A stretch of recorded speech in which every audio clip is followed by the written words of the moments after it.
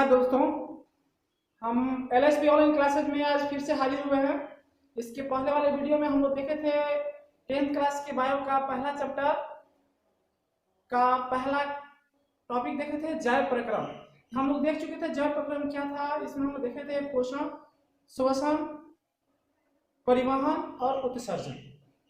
आइए हम देखते हैं जैव प्रक्रम पोषण का पहला टॉपिक, जिसमें है पौधों में पोषण। आइए हम देखेंगे आज पौधों में पोषण। पौधों में पोषण यानी पौधे अपना भोजन कैसे बनाते हैं और कैसे खाते हैं। पौधों में पोषण हम देखेंगे। चलिए यहां तो देखते हैं कि पौधे में पोषण, तो पौधे अपना पोषण प्रकाश संश्लेषण की क्रिया द्वारा करते हैं। तो आइए हम जानते हैं प्रकाश संश्लेषण कहते किसको हैं। प्रकाश संश्लेषण यानी फोटोसिंथेसिस। ये भी एक जैव प्रक्रम है, क्योंकि जिंदा रहने के लिए प्रकाश संश्लेषण जरूरी है। यानी वे सारी प्रक्रियाएं, वे सारे प्रक्रम जो जिंदा रहने के लिए जरूरी हो, उसे ही हम जैव प्रक्रम कहते हैं। उसमें से प्रकाश संश्लेषण भी एक आता है। वह प्रक्रम या वह जैव प्रक्रम जिसमें सभी हरे पौधे सूर्य प्रकाश की उपस्थिति में मिट्टी से जल यानी H2O तथा वायुमंडल में CO2, वायुमंडल से CO2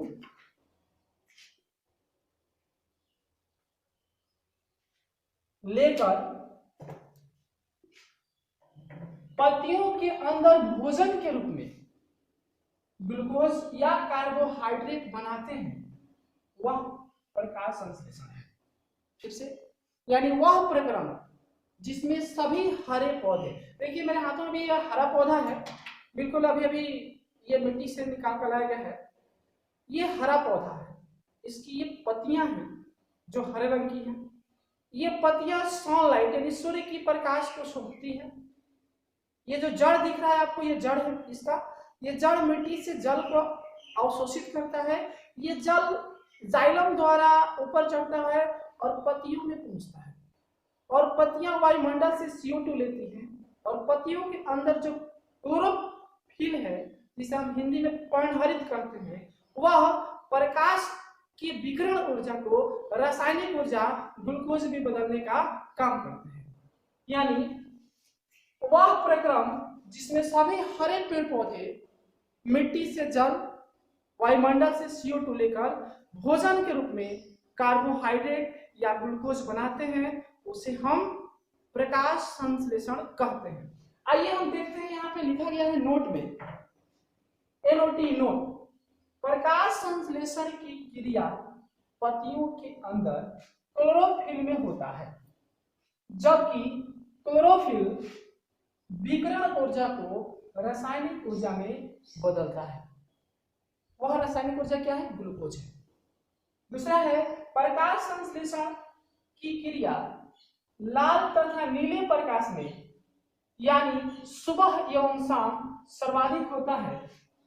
यानी प्रकाश संश्लेषण की जो क्रिया होती है, जब सूर्य उदय होता है तब आसमान का रंग लाल होता है, लाल प्रकाश दिखता है, उसमें सबसे अधिक होती है। फिर जब सूर्य अस्त होता है तब प्रकाश संश्लेषण का दर जो है बढ़ जाता है।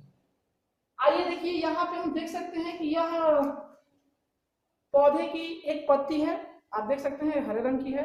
पौधे के पत्तियों का हरा रंग क्लोरोफिल के कारण होता है। और इसी पत्ती का हम एक डायग्राम देखिए बोर्ड पे हम बनाए हैं, जिसमें हम आसानी से समझने की कोशिश करेंगे। ये पूरा देख सकते हैं, यहाँ से यहाँ तक ये दिया गया है पत्ती। ये जो बाहरी ब्लैक काले रंग की जो लाइन है, ये पत्ती को दर्शाती है। इसके बाद जो एक ब्लू रंग की ये आप लाइन देख सकते हैं, ब्लू रंग का जो बॉक्स है, ये हमारा पत्तियों के अंदर का जो चूल्हा कह सकते हैं। पत्ती हो गई रसोई घर, ये जो हरित लवक है इसे हम चूल्हा कह सकते हैं। तो ये पौधे का चूल्हा है। और चूल्हा का अंदर का जो भाग है, चूल्हा के ऊपर कह सकते हैं या अंदर कह सकते हैं, ये है क्लोरोफिल। यानी ये कह सकते हैं क्लोरोफिल एक इसकी हम तुलना कढ़ाई से भी कर सकते हैं। अगर पत्तियां रसोई घर है, हरित लवक चूल्हा है, तो हमारा क्लोरोफिल क्या है? कढ़ाई है। जैसा कि हम भोजन पकाते हैं तो क्या करते हैं? रसोई घर में चूल्हा पर कढ़ाई रख के आग जलाते हैं, तो हमारा भोजन पकता है। ठीक उसी प्रकार पौधे भी अपना भोजन रसोई घर में बनाते हैं, और पौधे का रसोई घर आप देख सकते हैं, ये पौधे का रसोई घर पत्तियां हैं, इसी के अंदर पौधे अपना भोजन हरित लवक नाम के चूल्हा पर पर्ण हरित नाम के कढ़ाई में बनाते हैं। हम अपना भोजन बनाने के लिए चावल, जल और आग लेते हैं। ठीक उसी प्रकार पौधे भी अपना भोजन को संश्लेषित करने के लिए या बनाने के लिए सबसे पहले लेते हैं H2O यानी जल। ये कहां से लेते हैं? तो पौधे जल मिट्टी से जड़ द्वारा लेते हैं। उसके बाद पौधे को चाहिए होता है CO2। ये CO2 पौधे वायुमंडल से रंध्र द्वारा लेते हैं, और पत्तियों के अंदर मौजूद क्लोरोफिल के अंदर भोजन के रूप में ग्लूकोज बनाते हैं, और बाई प्रोडक्ट उप उत्पाद के रूप में O2 को मुक्त करते हैं। यहां देख सकते हैं जल का 6 अणु, कार्बन डाइऑक्साइड का 6 अणु मिलकर ग्लूकोज का 1 अणु और ऑक्सीजन का 6 अणु बना है। तो ये पूरी क्रिया प्रकाश संश्लेषण को दर्शाती है। ये प्रकाश संश्लेषण की क्रिया है जो शुरू से अंत तक हरित लवक के अंदर पर्णहरित में घटित होती है। हम बता दें कि प्रकाश संश्लेषण की क्रिया द्वारा ही भोजन का उत्पादन होता है, जिसका उपयोग इस धरती पर सभी जीव करते हैं, और इस धरती पर ऊर्जा का चरम स्रोत सूर्य का प्रकाश है। तो आज हम देखें हम लोग की प्रकाश संश्लेषण की क्रिया विधि देखें हम।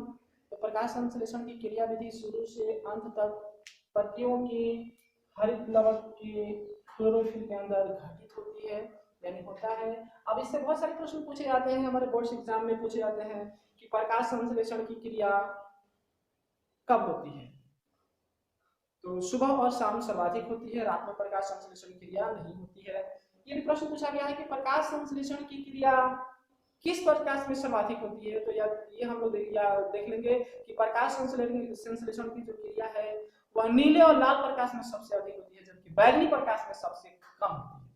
यानी कहने का मतलब है कि प्रकाश संश्लेषण की क्रिया जो है सुबह और शाम के समय सबसे ज्यादा होती है, और दोपहर में बिल्कुल कम होती है।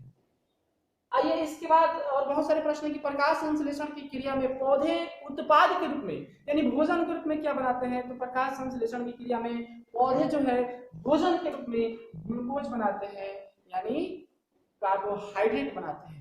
जबकि उप उत्पाद के रूप में क्या बनाते हैं? तो उप उत्पाद के रूप में पौधे ऑक्सीजन बनाते हैं, O2 बनाते हैं, जिसका उपयोग ऑल लिविंग थिंग्स, संसार की सभी सजीव वस्तुएं या सभी सजीव श्वसन के रूप में करते हैं।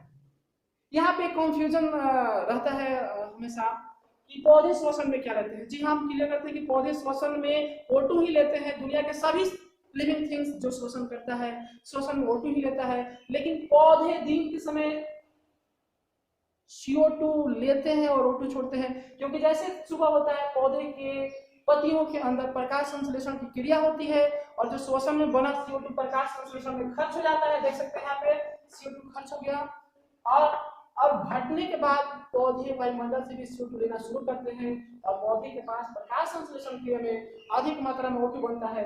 वह O2 पौधे पत्तियों के रंध्र द्वारा स्टोमाटा द्वारा वायुमंडल में छोड़ते हैं, और इसी प्रकाश संश्लेषण की क्रिया द्वारा ही वायुमंडल का संतुलन बना रहता है, जिसमें CO2 और O2 का जो कॉम्बिनेशन है वो बना रहता है। अतः ये जो हमारे हरे पेड़ हैं ये हमारे धरोहर हैं, इसे हम बचा के रखें, धरती जवान रहेगी और हम स्वस्थ रहेंगे। आज के लिए धन्यवाद।